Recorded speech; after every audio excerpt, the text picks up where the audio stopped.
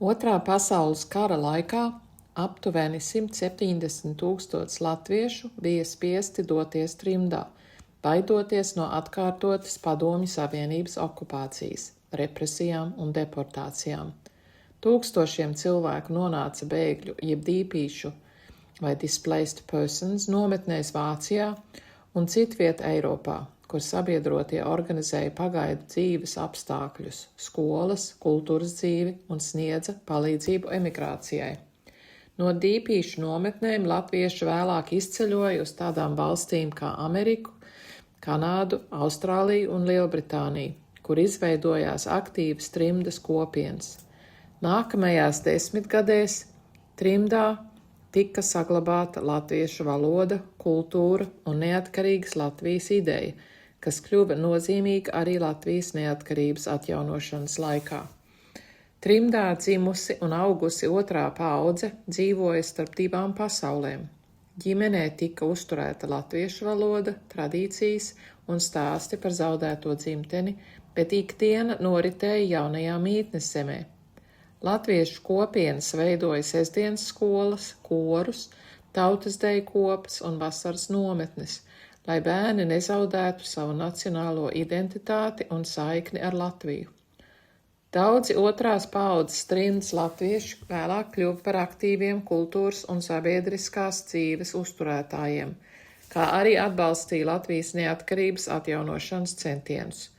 Lai gan viņi bieži jutās piederīgi gan savai mītnes zemei, gan Latvijai, trimdas vide palīdzēja saglabāt latvisko identitāti vairāku paudžu garumā.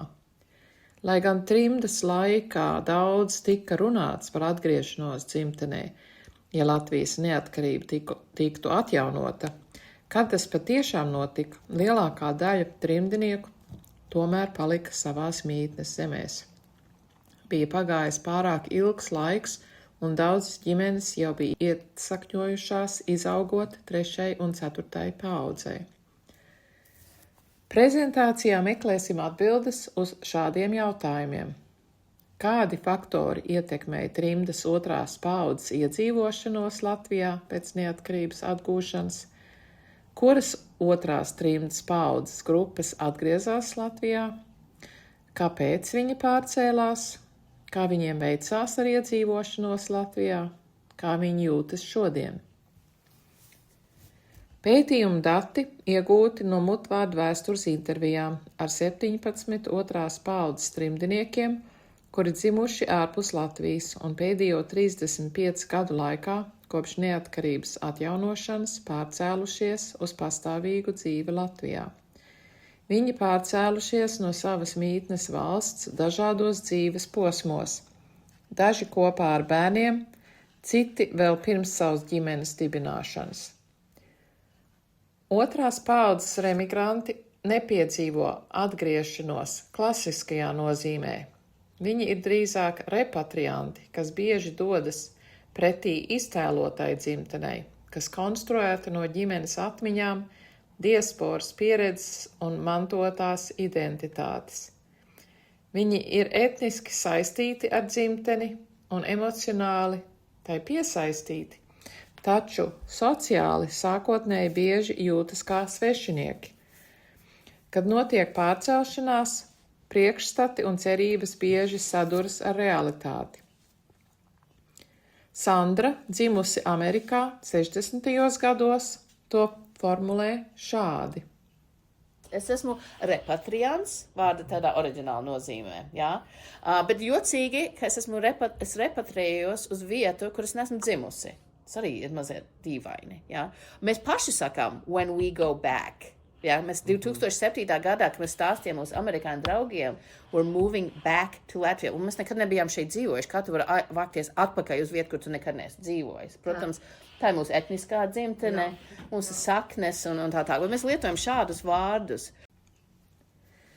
Pētot šo tēmu, migrācijas pētnieks profesors Russells Kings un socioloģe Anastāzija Kristū secinājuši, ka otrās paaudzes remigrantu atgriešanās notiek uz iztēlotu un mantotu dzimteni, kuru veido ģimenes atmiņas, diasporas naratīvi, nacionālā identitāte un nostalģija un simboliska piederība. Šo pašu secinājis arī antropologs profesors Takeyuki Tsuda, kurš apgalvo, ka kopīga etniskā izcelsme negarantē sociālu piederību.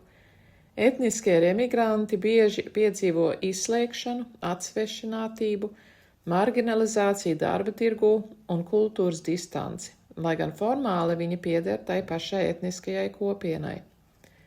Pētot Latvijas remigrācijas stāstus, antropoloģi profesori Vieda Skultāne rakstījusi par atmiņu nodošanu, jeb pārmantošanu starp paudzēm, kur vecāku un vecvecāku dzīves pieredze caur fotogrāfijām un stāstiem iesakņojas nākamajās paudzēs.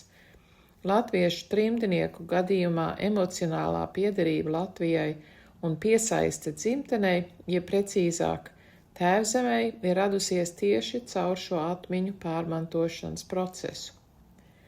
Pētniece dr. Maija Krūmiņa iedziļinājusies pirmās un otrās paudzes trimdnieku dzīves stāstos, pievēršoties piederības sajūtai gan Latvijai, gan viņu mītnes zemei, cenšoties izprast māju jēdzienu un emocionālo saikni ar dzimteni. Otrās paudzes identitāte ir limināla. Viņi dzīvo starp divām pasaulēm, un abas ir emocionāli tuvas, katra savā veidā. Otrās paudzes trimdnieku intervijās atklājas dziļa māju sajūta, apciemojot Latviju. Daži jau pirmajā Latvijas apciemojuma reizē saprata, ka šī zeme ir viņu mājas. Trimdas pēctece Maija, kura dzimusi Amerikas Savienotās valstīs 50. gados, savas dzīves laikā daudz ceļojusi un bērnībā dzīvojusi vairākās valstīs. Taču, stāstot par Latviju, Maijai viss jau no paša sākuma bija skaidrs. Jā, šīs ir mana vecāku mājas, un caur valodu, varētu teikt tā, caur valodu šīs ir arī manas mājas, un caur radiem šīs ir arī manas mājas. Man kaut kā bija tāda sajūta. Es zināju, ka es gribēju atgriezties. Tas man bija skaidrs. Turpretī Rotai, kura dzimusi Lielbritānijā 60. gados, jau kopš bērnības bija skaidrs, ka pilsēta, kurā viņa uzauga, nav viņas īstā vieta, viņas īstās mājas. Tomēr bērnībā, vēl nepazīstot Latviju, arī šīs īstās vietas atrašanās nebija saprotama. Lai gan Rota un viņas brāļi un māsas bija labi iekļāvušies vietējā britu sabiedrībā, viņi tomēr nejūtās tai patiesi piederīgi. Arī Pēteris, kurš dzimis Lielbritānijā 60. gados, dalījās pārdomās par to, ka viņa priekšstats par Latviju bija mākslīgi veidots, jo tas balstījās vecāku atmiņās, nevis par tā laika Latviju, bet gan par Latviju, kuru viņi bija atstājuši pirms vairākiem gadu desmitiem. Un Artūrs, kurš dzimis Amerikas Savienotās valstīs 50. gados, atzina, ka uzaugot latviskā ģimenē ASV austrumkrastā, viņš jau zemapziņā ticis sagatavots tam, ka kādu dienu varētu pārcelties uz Latviju. Nu, kā, ja tā skatās, mums uzaugot, mēs jau tikam sagatavoti tādā ziņā, trimdā neklātienā uzaugot, ka mums vecāki jau nezināja, vai būs vairs tā Latvija vai brīva un tā tālāk, nodot faktiski saviem bērniem tālāk to caur apmācībām un izglītībām un nodarbēm tālāk rīkoties latviešu vidē. Nu. Kādi tad bija apstākļi vai rakstura īpašības, kas vienoja tos otrās paudzes trimdniekus, kuri izvēlējās pārcelties uz dzīvi Latvijā? Vai viņiem bija kopīgas rakstura iezīmes, līdzīga dzīves pieredze vai īpašs domāšanas veids? Pirmkārt, līdz ar Latvijas neatkarības atjaunošanu ikvienam radās iespēja atgriezties dzimtenē, vai otrās paudzes trimdnieku gadījumā savā vecāku tēvzemē. Tiem otrās paudzes trimdniekiem, kuri vēlāk pārcēlās uz Latviju, jau iepriekš bija izveidojusies personīga interese par šo valsti. Iepriekšējo paudžu stāsti un trimdas latviešu skolas viņos bija atstājušas paliekošas pēdas. Šie trimdas pēcteči interesējās par Latviju, sekoja līdzi notikumiem un arī paši sāk to apciemot, daži jau padomju okupācijas laikā. Piemēram, Aldis dzima Austrālijā 70. gados, bet agrā bērnībā kopā ar ģimeni pārcēlās uz Lielbritāniju. Būdams jaunietis laikā, kad Latvija vēl atradās Padomju Savienības okupācijā, viņš tomēr devās uz Latviju un izrādīja īpašu interesi par latviešu roka mūziku. Rezultātā Aldim Latvija nebija sveša. Man īsti pārsteigums tā kā nebija, jo es jau biju braucis daudz. Tā kā man nebija šoks par to, uz kurien es braucu. Jā, bija citi, kuriem bija. Jā, bet man nebija tas nebija pārsteigums. Izaicinājumi bija, bet es tā kā zināju, uz ko es nāku. Un man tā darba pasaule bija, es daudz garu stundas strādāju. Austrālijā 50. gados dzimusī Raita dalījās sajūtās par Latviju, kas viņai radās jau pirmajā Latvijas apciemojuma reizē. Jā, man liekas tādā ideālisma līmenī jau tas kaut kur visu laiku mūsos sēdēja iekšā, jo mēs abi pat kopš 76. gada mūsu pirmās ciemošanās reizes, tā bija atsevišķi, mēs vēl nemaz nepazinām viens otru, jā, bet mums bija ārkārtīgi tādas pozitīvas, siltas emocijas saistītas ar to pirmo reizi Latvijā. Rezultātā savā apziņā, apvienojot iepriekšējo paudžu stāstus un trimdā izkopto latvietības apziņu ar personīgo pieredzi un saikni ar dzīvo Latviju ar tās cilvēkiem, daļa otrās paudzes nonāca pie likumsakarīga secinājuma – pārcelties uz dzīvi Latvijā. Sandra turpina stāstījumu, daloties pārdomās par Latvijas neatkarības atjaunošanu un tās ietekmi uz viņas turpmāko dzīvi. Mēs mākslīgi dzīvojam kaut kādā viņu izdomātā kultūra telpā, valodas telpā. Latvija ir atguvusi savu neatkarību, tad mēs teicām, un mēs paši negribam dzīvot šādā veidā un katru savu brīvo mirkli, katru savu brīvo dolāru un tā tālāk veltīt, lai būtu par amerikāņiem, vai latviešiem Amerikā. Braucam uz Latviju, tas ir pilnīgi loģiski, jā. Ar lēmu pārcelties vien nepietika. Otrās paudzes repatriantiem bija jāatrod arī iespējas nodrošināt sev iztiku. Dažiem dzīves posms pēc studiju beigšanas, bet vēl pirms karjeras uzsākšanas mītnes zemē, veiksmīgi sakrita ar vēlmi pārcelties. Tā Kanādā dzimušā Luīze stāsta par savu un Amerikā dzimušā vīra Tomu domu pārcelties uz Latviju.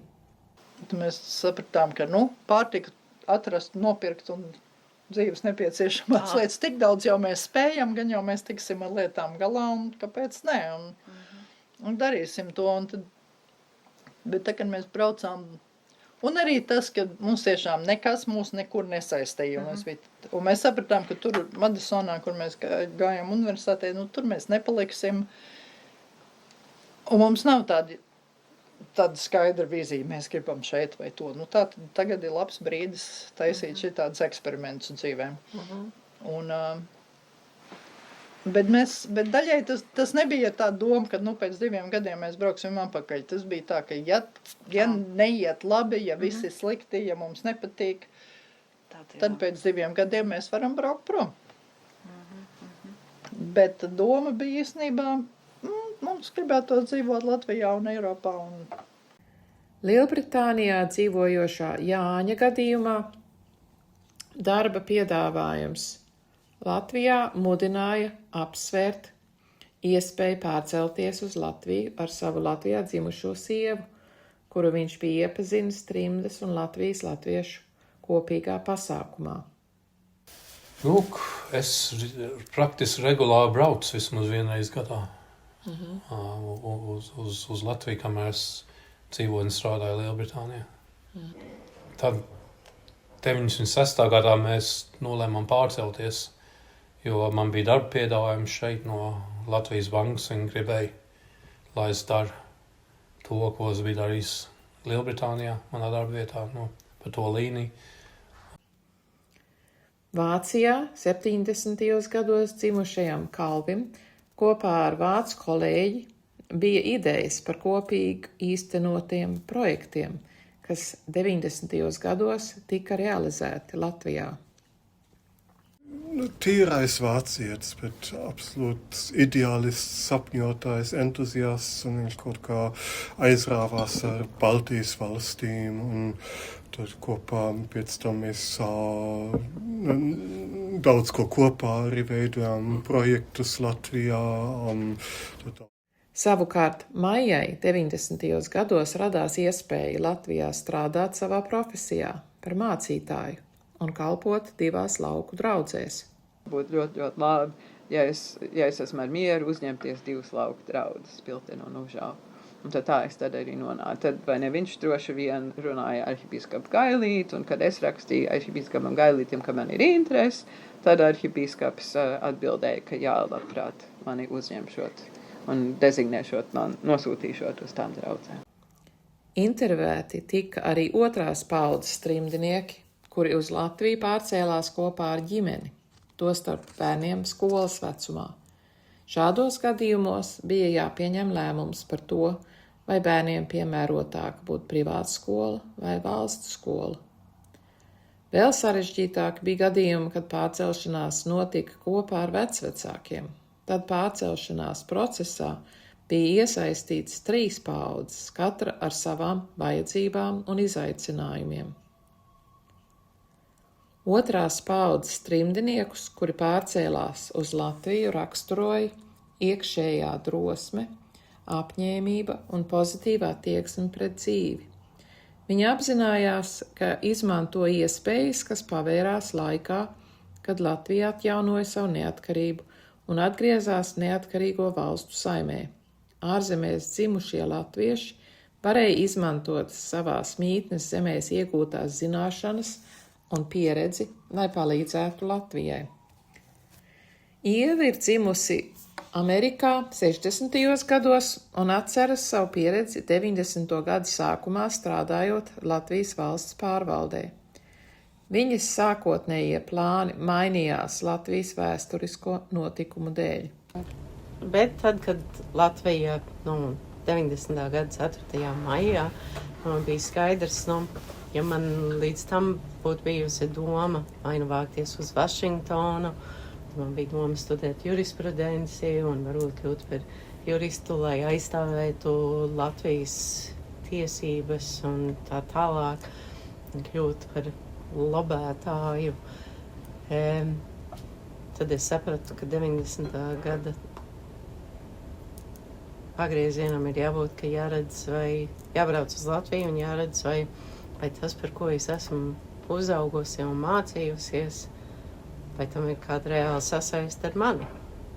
Jo aizbraukt uz nedēļu, aizbraukt uz mēnesi, tas jau ir forši, visi tevi nes uz rokām. Es gribēju redzēt, kā tas ir dzīvojot. Rota minēja vairākus būtiskus atslēgvārdus, raksturojot savu pieredzi pēc pārcelšanās uz Latviju 90. gados. Atbildot uz jautājumu par to, kā viņai izdevās iedzīvoties Latvijā pēc pārcelšanās 93. gadā, viņa sacīja: neslikti, jo es nebiju tāda baigi, ka es kaut ko īpaši sagaidīju. Šie vārdi atklāja Rotas gatavību veidot dzīvi Latvijā bez konkrētām gaidām vai iepriekš izveidotiem priekšstatiem par to, kā visam būtu jānotiek. Atvērtība tam, ko dzīve Latvijā piedāvāja, palīdzēja Rotai iekļauties vietējā sabiedrībā, pieņemot dzīves kāpumus un kritumus, un laika gaitā rodot risinājumus dažādiem izaicinājumiem. Lielbritānijā 60.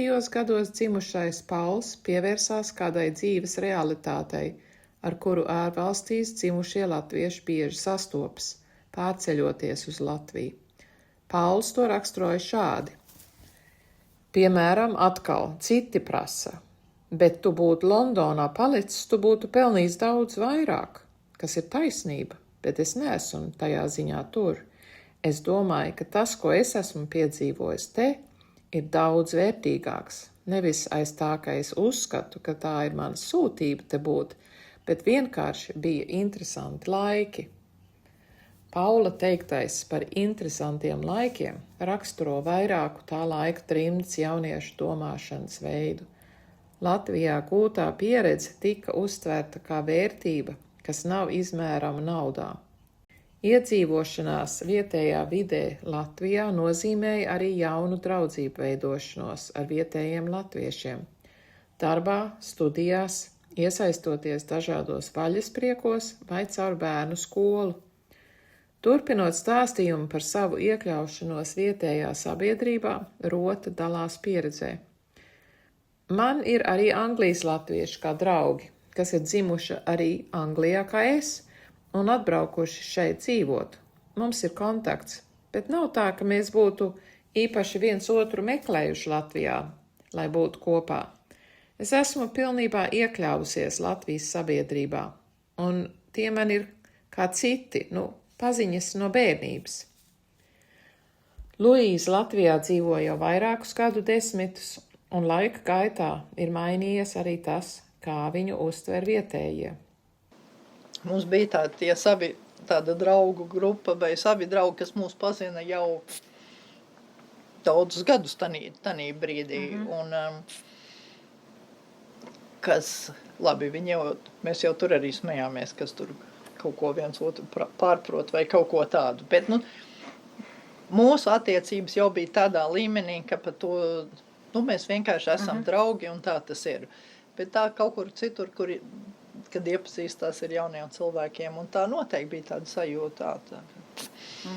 Un tad es atceros, tur, kur mēs tagad dzīvojām, mēs tur kaut kādu pasākumu vienkārši vasarā uz terases ar kaimiņiem, un mēs tur sežam, un viņiem kaut kādi draugi paziņas tur atbraukuši, un tur kaut ko, un tad apmēram, jā, mums stāstīja, ka jūs esat atbraukuši no Amerikas, pastāstiet, kā tur dzīve, un tā mūsu kaimiņieni pagriezās, un viņi tā saka, tu saproti, ka viņi dzīvo 30 gadus Latvijā, viņi taču neko nezina, kas tur ir. Austrālijā 60. gados dzimušais Dāvids dalījās savā pieredzē.